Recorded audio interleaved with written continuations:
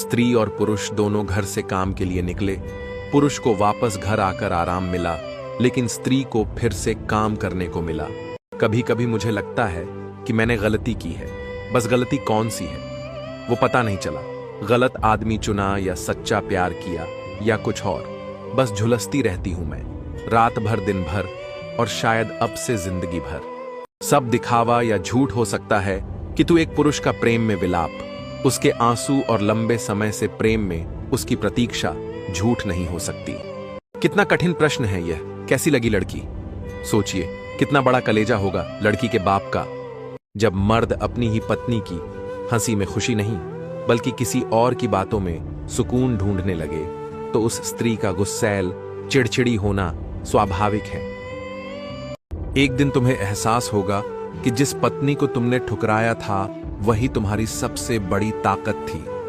जो औरत बाहर की चमक धमक में अपनी घर की शांति को भूल जाए, वो एक दिन पछताने के सिवा कुछ नहीं कर पाती। पति पत्नी का रिश्ता प्यार और विश्वास से चलता है। अगर इसमें बेवफाई आ जाए तो सब कुछ खत्म हो जाता है। जिस घर में पत्नी की आवाज दबा दी जाती है, वहां एक दिन खुशियों की चीखें सुनाई देती है।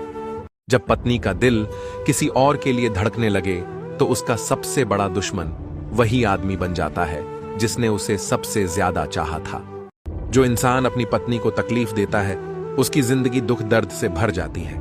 जिस दिन पति अपनी पत्नी से झूठ बोलकर किसी और से हंसने लगे, उस दिन से उसकी खुशहाल जिंदगी में दरार पड़ने लगती है। एक सच्चा मर्द वही होता है जो अपने पत्नी के हर हाल में उसके साथ खड़ा रहे, न कि अपना मन बहलाने के लिए गैरों का सहारा ले। जिस इंसान को अपनी पत्नी का प्यार बोझ लगे, उसे एक दिन तन्हाई का भार भी उठाना पड़ेगा।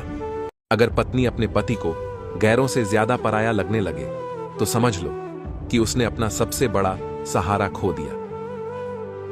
अगर पत्नी की आंखों में आंसू हैं, तो समझ लेना उस घर की खुशियां जल्द ही खत्म होने वाली हैं।